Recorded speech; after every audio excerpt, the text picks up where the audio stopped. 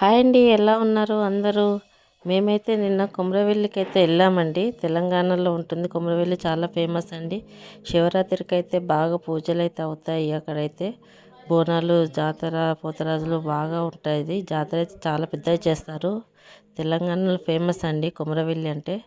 మేమైతే నిన్న వెళ్ళామండి. గుడి అయితే బంద్ అయింది. బయట అయితే దర్శనం అయితే చేసుకొని వచ్చాము. ఇక్కడ చూడండి, ఇక్కడ అయితే బాగా చూసారా, ఇక్కడ పంతులు అయితే పూజ చేస్తున్నాడు. చెట్టు కింద ఉంటుందండి, పెద్ద చెట్టు అండి గుడి ముంగట.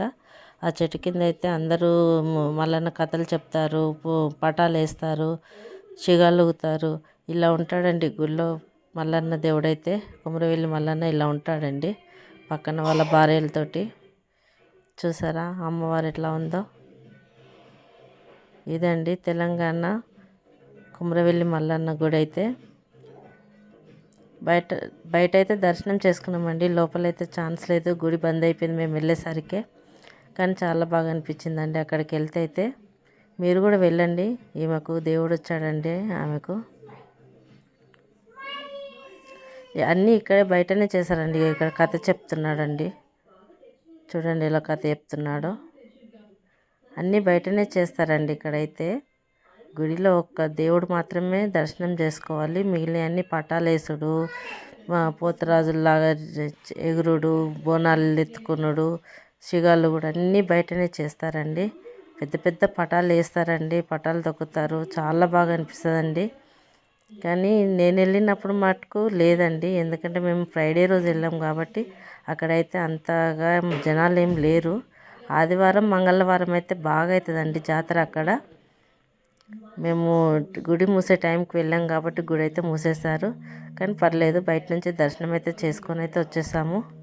ఎలా ఉందో మీరైతే నాకైతే చెప్పండి, లైక్ చేయండి, షేర్ చేయండి. ఓకేనండి. ఇక్కడైతే అన్ని దుకాణాలు అండి ఇవన్నీ బయట. ఇంకా మేము తిరిగి వస్తుంటే దుకాణాలు అయితే కనిపించాయి. మా మనవరాలకైతే ఒక బొమ్మ కొనుక్కొని అయితే వచ్చాను నేను. చూసారా,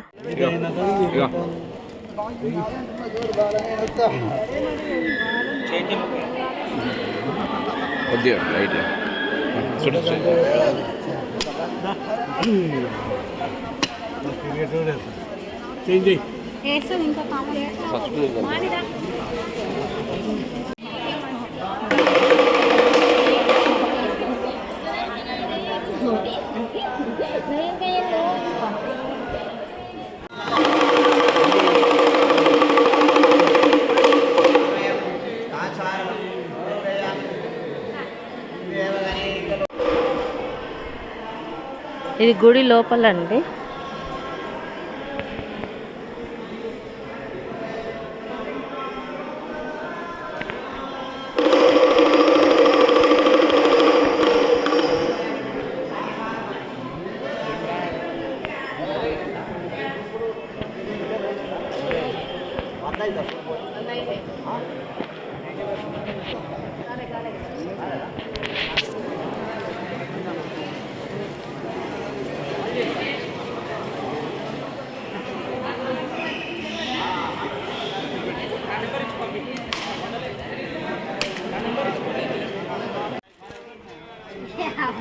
సూపర్ ఉంది అసలు.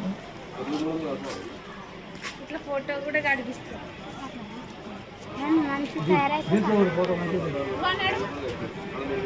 చెప్పండి.